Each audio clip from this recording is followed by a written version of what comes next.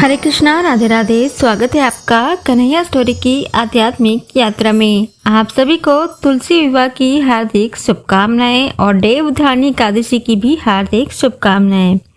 तुलसी विवाह पर्व हर साल कार्तिक महीने के शुक्ल पक्ष की एकादशी तिथि यानी कि देवउठनी एकादशी पर मनाया जाता है। यह त्योहार 11वें चंद्र दिवस यानी कि प्रबोधनी एकादशी से शुरू होता है और पूर्णिमा की रात्रि या कार्तिक पूर्णिमा तक चलता है। इस दिन भगवान विष्णु के विग्रह स्वरूप शालिग्राम तथा देवी तुलसी का विवाह संपन्न कराने का विधान है।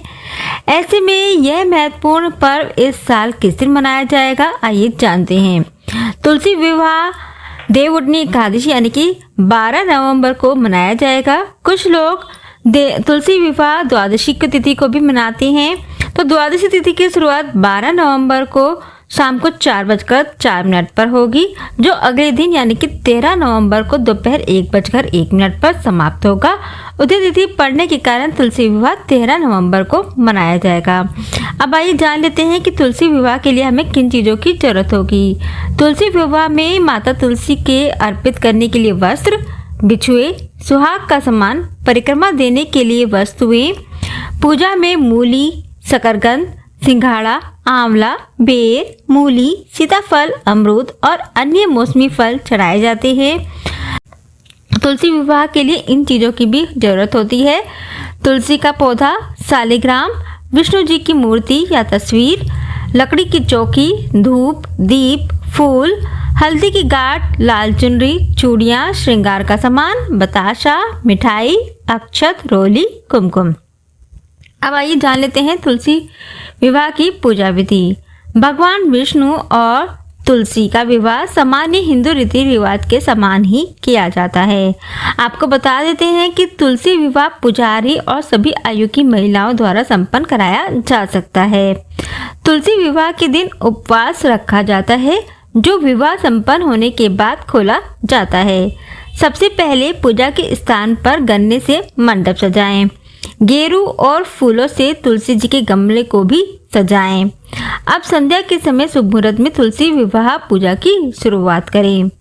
शाम के समय सारा परिवार इसी तरह से तैयार हो जैसे विवाह समारोह के लिए तैयार होते हैं। लकड़ी की साफ चौकी स्थापित करें, उस पर गंगाजल छिड़ककर आसन बिछाएं। अब कलश में पवित्र जल भरें और आम के पत्ते लगाकर पूजा के स्थान पर स्थापित करें। फिर एक आसन पर तुलसी जी और दूसरे आसन पर शालिग्राम जी स्थापित करें। गंगा जल से तुलसी जी और शालिग्राम जी को स्नान कराएं। उसके बाद उन्हें फूल माला पहनाई जाती है। तुलसी विवाह के दौरान तुलसी जी का 16 श्रृंगार किया जाता है। फिर उन्हें गहने, लाल बिंदी, साड़ी आदि से सजाया जाता है। वहीं भगवान विष्णु जी के शालिग्राम जी को धोती पहनाई जाती है। पीले फूल, वस्त्र और फल अर्पित किए जाते हैं और पीले चंदन से तिलक लगाया जाता है। शालिग्राम जी पर चावल नहीं चढ़ाए जाते हैं, उन पर तिल चढ़ाए जा सकते हैं। तुलसी जी और भगवान विष्णु जी को धागे से बांधा जाता है, यानी कि उनका गठबंधन किया जाता है। तुलसी जी और शालिग्राम जी पर दूध में भीगी हल्दी लगाएं। गन्ने के मंडप पर भी हल्दी का लेप करें और उसका पूजन करें। हिंदू धर्म में विवाह के समय बोला जाने वाला मंगलाष्टक अगर आपको आता है तो वह अवश्य करें। अब धूप बत्ती और घी का दीपक प्रज्वलित करें। अब हाथों में शालिग्राम जी की चौकी को उठाकर तुलसी जी की 7 बार परिक्रमा करवाएं। पूरी श्रद्धा के साथ तुलसी जी और शालिग्राम जी की आरती करें। अब खीर, मेवे या मिठाई का भोग लगाएं। चाहे तो विष्णु सहस्त्र नाम या तुलसी चालीसा का पाठ करें। देव प्रबोधनी एकादशी से कुछ वस्तुएं खाना आरंभ किया जाता है, अतः भाजी, मूली, बेर, आंवला जैसी सामग्री बाजार में पूजन चढ़ाने के लिए मिलती है, वह लेकर आएं। और अंत में क्षमा प्रार्थना करें। प्रसाद वितरण अवश्य करें। तुलसी विवाह का समापन भक्तों द्वारा नवविवाहित युगल पर चावल और सिंदूर की वर्षा के साथ होता है। विवाह संपन्न होने के बाद सभी भक्तों को भोग का वितरण किया जाता है। पूजा समाप्ति पर घर के सभी सदस्य चारों तरफ से पटिये को उठाकर भगवान विष्णु को से जगाने का आह्वान करें। उठो देव गाना गाएं। तुलसी विवाह का महत्व क्या है? तुलसी विवाह हिंदू धर्म में विशेष महत्व रखता है। इसे देवउठनी एकादशी के रूप में भी जाना जाता है। मान्यता है कि इस दिन भगवान विष्णु अपनी 4 महीने की योग निद्रा से जागते हैं। हिंदू शास्त्रों के अनुसार इन 4 महीनों यानी कि चतुर्मास में किसी भी प्रकार का शुभ और मांगलिक कार्य नहीं किया जाता है। तुलसी विवाह से ही सभी मांगलिक कार्यों की शुरुआत होती है। ऐसी मान्यता है कि जो घर में तुलसी विवाह एवं पूजा का आयोजन करता है उसके घर परिवार से क्लेश और विपत्तियां दूर हो जाती हैं, साथ ही धन संपत्ति में वृद्धि होती है। तो ये थी तुलसी विवाह की पूजा विधि।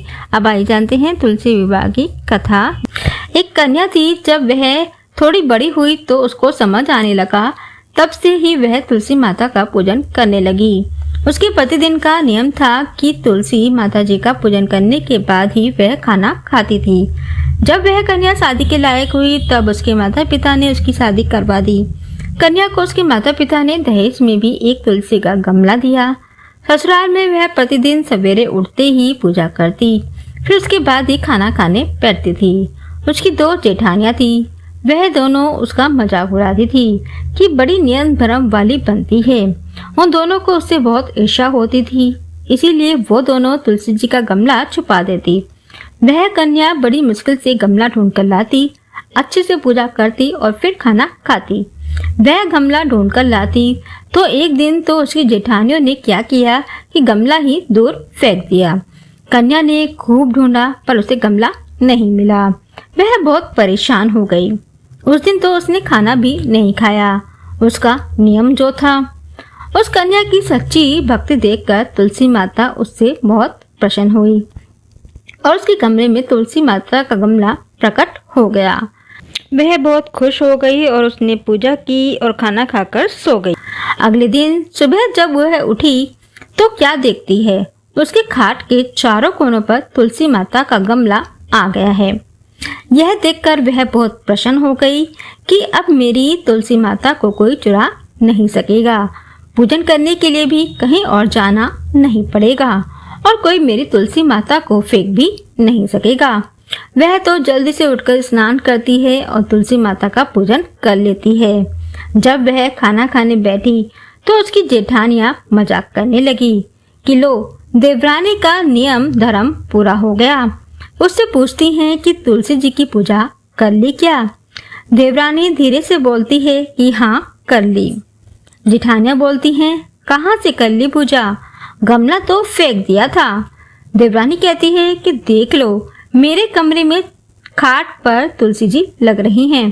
जेठानियां बहुत शर्मिंदा हुई और बोली कि देवरानी तेरी भक्ति सच्ची है, हमने तुझे बहुत परेशान करा, हमें माफ कर दो। देवरानी उन्हें माफ कर देती है। हम भी तुलसी माता जी से यही प्रार्थना करते हैं कि हे तुलसी माता, जैसी कृपा आपने देवरानी पर करी वैसे ही हम सब पर करना। जय तुलसी मैया की।